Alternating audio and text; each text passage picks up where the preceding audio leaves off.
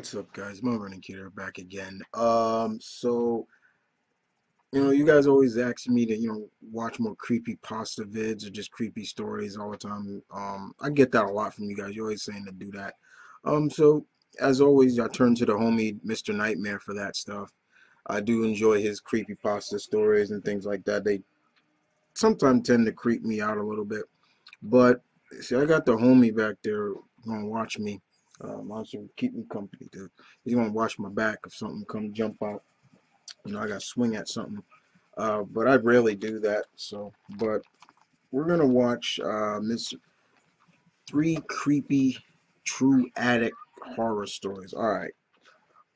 As you all know, with Mr. Nightmare, I usually chop out the last story, depending on how many he does. Since there's three, I'm only going to give us two. You go down and link to Mr. Nightmare's channel to watch the last story. Attics. Kind of glad I don't have an attic.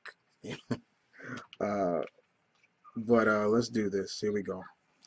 Three creepy true attic horror stories. Now, all right. You see, come on, man.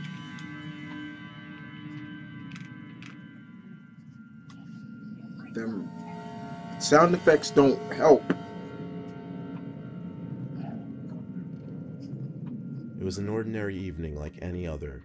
I was in my room watching TV while my mom was downstairs making dinner. I had my door shut as I usually did because I like my privacy. My room actually connected to the attic, because technically my room was never meant to be a bedroom, but it was made into one since I was one of 4 kids. So oftentimes I would hear little cracks in the ceiling just because the attic was right above my room, and there were heavy boxes putting constant pressure on the ceiling, so I was a little used to it. But there was one crack that was just too loud. So loud that it actually made me jump. I almost wanted to pull the attic door down and go up there, but I gave it the benefit of the doubt and assumed it was just pressure. That and the fact that I was also scared to go up there. I was scared of that attic my entire childhood, and I hated having it connected to my room. During dinner, I told my mom about the abnormally loud crack and expressed my fear to her. She told me there's nothing up there besides boxes, junk, and mice. She followed the mice part up with a smile to let me know she was kidding. The rest of the night after dinner, I stayed in my room watching TV and playing video games. Even after everyone went to bed, I was still playing, deep into the night. I had the volume lower so that I wouldn't wake anyone up. We had paper-thin walls in that house.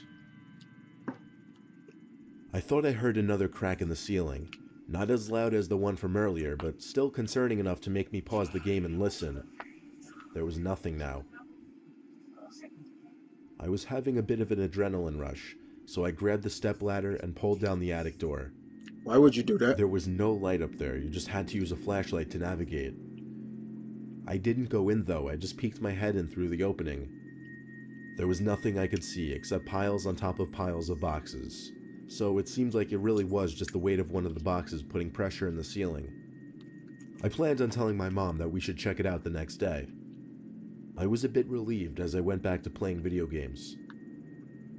I turned the game off about an hour later and finally decided to go to sleep. After a while though, I started to hear something from above me. It wasn't the regular cracks I was used to hearing. These were more like thumps. They were constant and moving. Somebody's up in that attic, dude. It literally sounded like footsteps. The thump stopped right above the attic door, and there was silence. I stared at that attic door so intently, waiting for something to happen, but when I saw the door slowly begin to lift, it didn't feel real. Even though I was expecting something to happen, I wasn't prepared for the door to actually open. I got out of bed as quietly as I could and tiptoed to my mom's room. When I explained, she nudged me to stay in her room as she left to get my brothers. After a minute of waiting in silence, I heard a commotion from my room. It was my 2 older brothers yelling aggressively, and my mom screaming at them to come here. Apparently whoever was in the attic was gone though, because both of my brothers went up there and didn't find anyone. My mom also heard the noises in the attic, but didn't know what to think of it until I came and told her about the door opening. I didn't hear any noises anymore after that day, except for the usual occasional cracks in the ceiling. Shoot. All right, story number 2. For a while I rented out a small single-family house in a town close to my job. It was only a temporary thing. I only planned on being there for a few months at most. The landlord was hard to get along with because he seemed off, so that didn't help things really. It was the first week of my being there. Dickhead landlords, Since it was man. just me living in the house, I didn't need a lot of space to store things. The house did have an attic, but I never felt the need to go up there. I just stored mostly everything in either the garage, the spare rooms, or the closets. Not that there was much living space though. One day though, I did kind of want to see how much space was up there, so I tried to pull the attic door down, but it didn't budge. Fucking up, man. Then I noticed there was a tiny lock on the attic door. I was never given a key by the landlord, so the next day I called him and asked about the lock. Why would you go to the crazy He told landlord? me the attic was off limits and was never included in the price of rents. I wasn't exactly sure if he could legally do that, Yeah, but I he was paying can't a do good that. price and I didn't want to mess it up. The next morning I went to my fridge to grab some milk and then the cereal from the cabinet. As I took the cap off the milk carton, I questioned if the amount of milk in the carton had gone down. Surely I hadn't drank that much. Had I? I guess I took a late night trip to the kitchen that I didn't remember. Yo, this fool got somebody living The in next this house morning, with. as usual, This I is came to reminding the me of kitchen that to have woman. breakfast. Everything seemed to be normal, but come lunchtime, it seemed like some of my cold cuts were missing. I had to start to wonder if I was going crazy or if something was actually going on here. Yo, somebody Why living did it in this seem house like with some him. of my food was disappearing every day? I actually started to look into buying a camera system for the house on the Best Buy website. Yep. I did some research on cameras before going to sleep. That night I woke up around 4 and really had to pee. I tried to hold it and just sleep it off, but the urge was too much, so I eventually got out of bed to head to the bathroom. But on the way to the bathroom is the attic door in the hallway. And at first I thought I was seeing things, but after rubbing my eyes, I could see that the attic door was really open. All that ran through my mind were the words, "What the fuck?" There was a pull-down ladder leading up to the attic. I had to see what was up there. Nope. I took a bright, heavy-duty flashlight from my room and went up And there. no weapon? You crazy? The flashlight was so bright, it lit up a huge chunk of the attic. It was a very big attic for the size of the house. I was surprised. But what surprised me even more was the twin bed tucked away in one corner of the attic, with a clothing hamper next to it. There were also clothes scattered all over the attic. But perhaps most disturbing was the TV mounted on the wall that had my bedroom on display. I guess I hadn't noticed the light from the TV screen because I was holding the flashlight the whole time. But I knew I had to get out of the house. But someone was at the entrance of the attic now, by the attic door. First only their head was visible, but their body slowly emerged into the attic until they were crawling towards me. I was able to distinguish the face to be that of the landlord. This fucking His landlord. expression was so dry and emotionless, it still haunts me to this day. As he crawled over to me, his eyes open wide, he kept putting one finger to his lips as he said, "Shh." He didn't speak any words. Yo. He only went, "Shh." Yo, creeping me out. I'm seeing things, man. It was a Okay. miracle that I was able to get around him in time before he could get to me. I went down the ladder and pushed it up, closing the attic door. I knew he would be out shortly, so I took my phone from the nightstand and ran for it. I ran outside and called the police. The landlord wasn't there when the police arrived, but I had all of his information, and he was found the next day at his brother's house in a nearby rundown town. I moved to an apartment 2 days later, and when I plan on buying a house, I know now I'm going to avoid any houses with attics.